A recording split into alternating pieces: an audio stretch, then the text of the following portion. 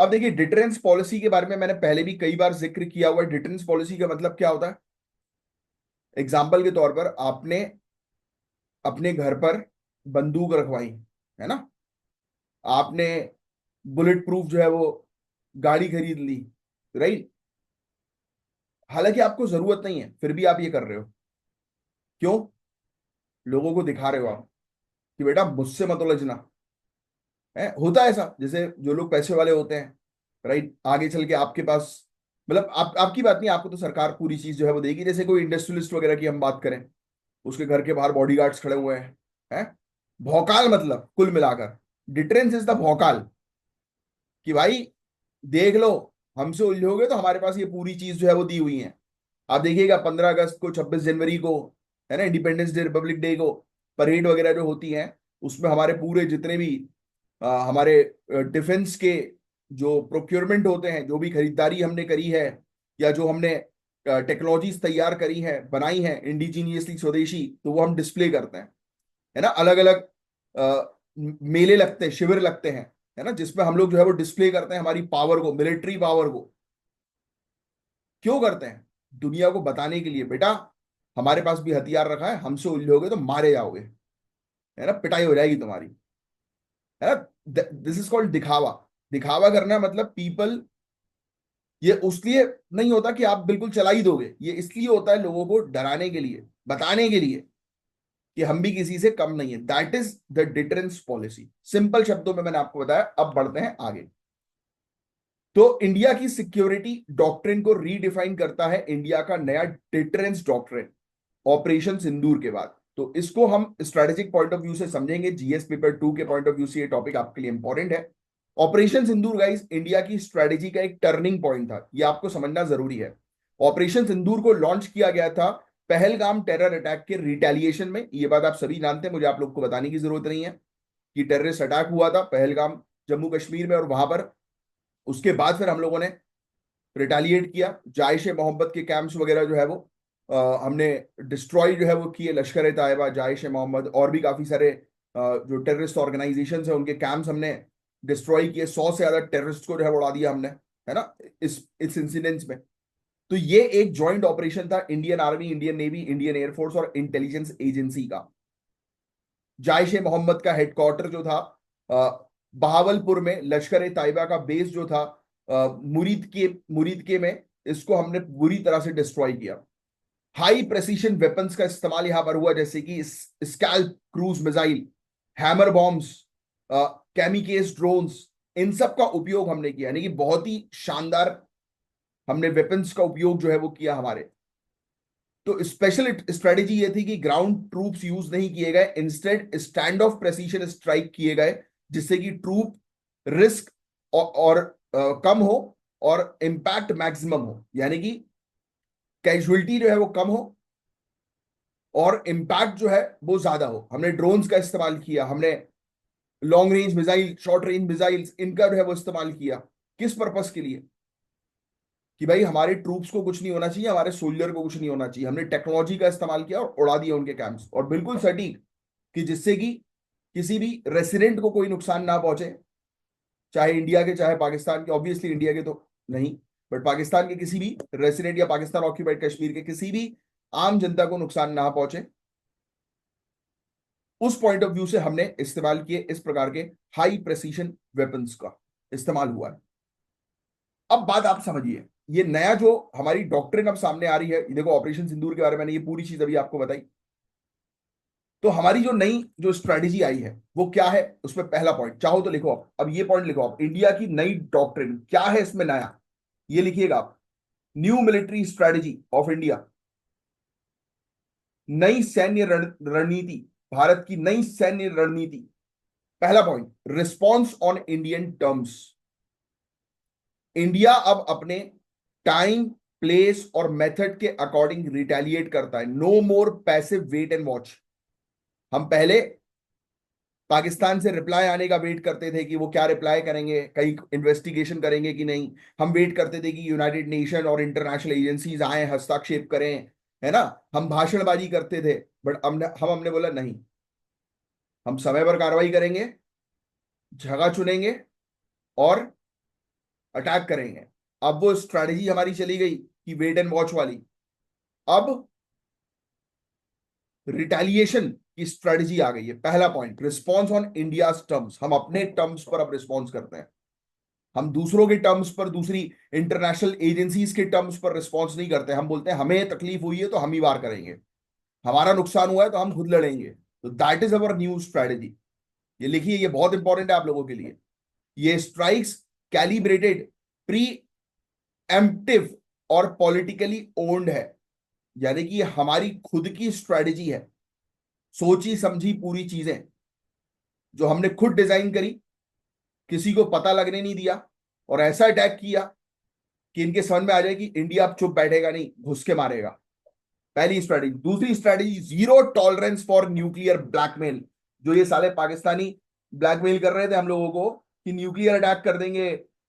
अभी हमारे यहाँ अब जैसे न्यूज आ रही थी कि मोदी जी अजीत डोभाल साहब के साथ, राजनाथ सिंह जी के साथ, सबके साथ, हमारे जो सीडीएस हैं इन सब के साथ मिलकर जो है वो मीटिंग्स कर रहे हैं। ये बार बार न्यूज आ रही थी। पाकिस्तान की तरफ से एक न्यूज आई, पाकिस्तान बोलता कि अब हम हमारे न्यूक्लियर एक्सपर्ट्स के साथ जो है, यानी कि न्यूक्लियर लॉन्च करने वाली जो टीम है उनके साथ जो है वो मिलकर मीटिंग करेंगे। अब ब्लैकमेल था ये। तो अब इस प्रकार से न्यूक्लियर ब्लैकमेल या टेररिज्म को टॉलरेट हम नहीं करते। अब ये नेक्स्ट पॉलिसी हमारी ये हो गई कि पाकिस्तान ने न्यूक्लियर ब्लफ, जैसे we will press the nuclear button को भारत ने रिजेक्ट कर दिया। उसने बोला we will press the nuclear button, हमने बोला दबा, औकात दे दो,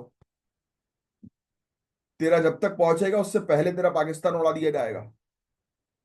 नेक्स्ट, इंडिया ने क्लियर किया टेररिज्म के पीछे न्यूक्लियर शील्ड नहीं चलेगी। अगर तुम टेररिज्म करवा रहे हो और पीछे से धमकी दे रहे हो कि न्यूक्लियर बटन दबा देंगे, तो बेटा तुम्हारी धमकियों से अब डरेंगे नहीं हम। वो कहानी होती है ना कि शेर आया वाली धमकी दी उसने, है ना, कंटिन्यूस है वो दे रहा है। पहले हम चुप थे, हमने बोला अब बेटा भेज ही दे तू शेर को, उसको भी देख ही लेंगे। है, पाकिस्तान का शेर इंडिया के शेर से बहुत ताकतवर है भाई, क्या ही बोले। पाकिस्तान में तो नकली शेर है, उसको भी बेचारे को जो है वो पता नहीं घास खिला के बड़ा बड़ा किया होगा, कहीं से लेके आए होंगे अगर पकड़ के उसको। तो हमारे यहाँ तो हाथी पे बैठा दिया जाता है, हाथी पे बैठा के घुमाया जाता है देखिए वो रील, शेर को भी चल बेटा तू भी सवारी कर, और उसके कान पकड़ के खींचे जाते हैं। किस किस ने देखी है बताना मुझे। बड़ी खतरनाक रील थी वो, कि हाथी के ऊपर जो है वो शेर बैठा हुआ है और जो व्यक्ति है वो उस शेर का भैया ऐसे कान पकड़ के खींच रहा है। मैंने गजब यार। No distinction between terror group and state sponsor. अगर तुम एक कंट्री और अगर तुम टेररिज्म को फंड कर रहे हो तो बेटा तुम्हें भी हम छोड़ेंगे नहीं, तुम्हें भी बख्शा नहीं जाएगा। पाकिस्तान के मिलिट्री ऑफिशियल्स अगर टेररिस्ट के फ्यूनरल में होते हैं तो उन्हें भी स्टेट कंप्लाइंस माना जाएगा। ये पाकिस्तानी पाकिस्तानी झंडे में जो है वो लपेट के टेररिस्ट को जो है वो शहादत दे रहे हैं, तो कहां से हम यकीन ना माने भाई कि तुम टेरर फंडिंग नहीं कर रहे हो, टेररिस्ट का सपोर्ट करते हो बैठ के और हमें बोलते हो। ये बात दुनिया अब समझ चुकी है, इसलिए तो दुनिया हमारे साथ है यार। अच्छा भाई, पाकिस्तान के साथ कौन सी कंट्री शामिल थी इस मुद्दे में? कौन सी कंट्री ने पाकिस्तान के ऊपर हाथ रखा था? कोई मेरे कमेंट बॉक्स पे लिख कर बता सकता है, जिसको अपडेट है पूरी, जिसने मेरी क्लासेस ली है वो बता देगा। स्टेट और non state actor same treatment किया जाएगा। अगर तुम कंट्री हो, ऑफिस कंट्री के ऑफिशियल्स हो, और अगर तुम टेररिज्म को सपोर्ट कर रहे हो तो बेटा तुम भी टेररिस्ट की कैटेगरी में ही रखेंगे तुम्हें और उड़ा दिए जाओगे तुम भी। तो आपके हिसाब से क्या इंडिया को और एग्रेसिवली रिस्पॉन्ड करना चाहिए टेररिज्म पर? कमेंट बॉक्स पे लिख कर दो, मुझे पता है आप लोग का आंसर। अब सुनो, अगेन ये पॉइंट्स लिख लिए ना आपने, बिल्कुल ये सब पॉइंट जो है बस आपको लिखना है कि ये अब हमारी नई स्ट्रेटेजी जो है बन गई है। ये चीज आपसे मेंस में पूछी जा सकती है। इंडिया की मिलिट्री स्ट्रेटेजी का इवोल्यूशन जो है वो कैसे हुआ? गोली गलवान के बाद साइबर, ड्रोन्स और स्पेस वॉरफेयर में हैवी इन्वेस्टमेंट हो रहा है। एयर लॉन्च वेपन से एनिमी टेरिटरी में स्ट्राइक करना इजी हो गया है, ट्रूप रिस्क जिसमें जीरो होता है। तो हम लोग टेक्नोलॉजी ड्रिवन वॉरफेयर जो है वो कर रहे हैं। अब हम लड़ाई में टेक्नोलॉजी का पूरा इस्तेमाल जो है वो कर रहे हैं। स्ट्राइक इंपैक्टफुल होती है लेकिन कॉन्फ्लिक्ट एस्केलेट ना हो इस पे भी ध्यान दिया जाता है। साइकोलॉजिकल वॉरफेयर भी इस पे इंक्लूडेड है, जैसे कि मीडिया और मैसेजिंग का यूज होता है। तो हम लोग जो है वो इस चीज पर भी जो है वो ध्यान देते हैं कि सिर्फ अटैक जो है वो नहीं करना है, मीडिया को भी जो है वो अपने साथ में रखना है, और उन लोग को इंटरनेशनल लेवल पर जो है वो उन लोग की बेइज्जती जो है वो कर डालना है। क्या हो बेटा कि हमसे उलझोगे तो हर जगह बदनाम कर दिए जाओगे, कहीं बैठने लायक नहीं बचोगे। ये इंडिया की नई स्ट्रैटेजी है, बहुत बढ़िया लगती है मुझे ये स्ट्रैटेजी अब जो आ रही है। India formally cold start doctrine को अडॉप्ट नहीं करता, पर उसकी कैपेबिलिटी रख रख रहा है, राइट।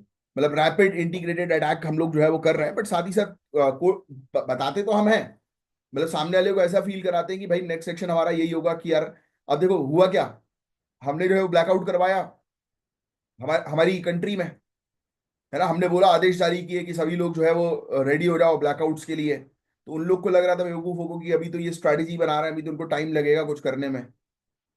तो आपका जो नेक्स्ट मूव है ना, वो सामने वाले को पता ही नहीं लगना चाहिए। ऐसा काम करो, प्रिपरेशन भी कर रहे हो चुपचाप जो है वो प्रिपरेशन जो है वो करो, किसी को पता ही नहीं लगना चाहिए। किसी से मिलो, आती है चीजें तो भी चुप रहो, शांत। आपको सिर्फ आंसर देना है अपने एग्जाम वाले दिन। बाकी जो आसपास जो लोग ये आपके हैं ना, जो आपसे ये पूछताछ करने के लिए आ जाते हैं कि भाई ये बता दो, ऐसा कर दो, ये नोट्स दे दो, दूर रहो इन लोगों से। बोलो कि यार मैं तो पढ़ ही नहीं रहा, मुझे नहीं पता। और सबसे बड़ी गलती करते हो आप, किसी को बता करके आप यूपीएससी की तैयारी कर रहे हो या पीएससी की तैयारी कर रहे हो, किसी को कुछ बताने की जरूरत नहीं। शांति से चुपचाप तैयारी करो, सिलेक्शन लो। दुनिया को सिलेक्शन के बाद ऑटोमेटिकली पता लग जाएगा। अभी बता दोगे तो no one wants you to become successful. ये बात, मेरी बात ध्यान से सुन लो। नेगेटिव वाइब्स लोग देते हैं, नेगेटिव एनर्जी देते हैं, बोलते हैं ना बुरी नजर लग जाती है। वो बुरी नजर नहीं होती, वो नेगेटिव वाइब्स होती हैं। आप नेगेटिव लोगों के साथ रहोगे तो नेगेटिव वाइब्स के कारण आगे नहीं बढ़ पाओगे। इसलिए तो देखना, जितने भी सक्सेसफुल लोग हैं वो अपनी चीजें पूरी होने के बाद ऐलान करते हैं कि कर दिया। इंडिया अटैक करने से पहले चिल्ला नहीं रहा था कि अटैक कर देंगे, अटैक कर देंगे, कर दिया। समझे आप। तो ये चीजें हैं बस। बाकी ऑपरेशन सिंदूर सिर्फ एक रिटेलिएशन नहीं था, ये एक नए इंडिया का सिग्नल था, जो चीज आपसे एग्जाम में पूछी जा सकती है। एयर डिफेंस सुपीरियरिटी हमने दिखाई, स्मार्ट डिटरेंस हमने दिखाया, ऑपरेशनल रेडीनेस हमने दिखाई कि देखो कोई भी स्थिति होगी तुरंत हम रेडी हो जाएंगे, हमारी तीनों फोर्सेस जो है वो रेडी हो जाएंगी और अटैक कर देंगी। तो ये चीज है। और फ्यूचर वॉरफेयर के लिए ऑब्वियस ही बात है कि इंडिया ने जो है वो क्रॉस बॉर्डर स्ट्राइक्स को जो है वो अब इफेक्टिव तरीके से कम करवा दिया है, और अपनी पॉलिसी इंस्ट्रूमेंट के अंदर रिटेलिएशन को जो है वो शामिल कर दिया है कि भाई बदला हम ले लेंगे। प्रतिशोध को नीतिगत साधन जो है वो बना दिया। कितना बढ़िया पॉइंट लिखा हुआ है। और ग्लोबल टेरर ऑपरेशंस को अब हमने जो है वो लिंक करना जो है वो शुरू कर दिया है कि स्टेट अगर स्पॉन्सर करेगा तो उसको भी जो है वो छोड़ा नहीं जाएगा। बस यही चीज थी गाइस इस पूरे टॉपिक के अंदर।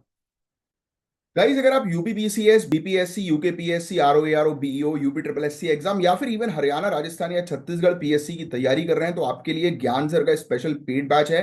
इन दिए गए नंबर पर कांटेक्ट करके इस बैच को जो है वो आज के आज ज्वाइन करिए। यहाँ पर जीरो से लेकर सिलेक्शन तक की गाइस प्रॉपर तैयारी करवाई जाती है।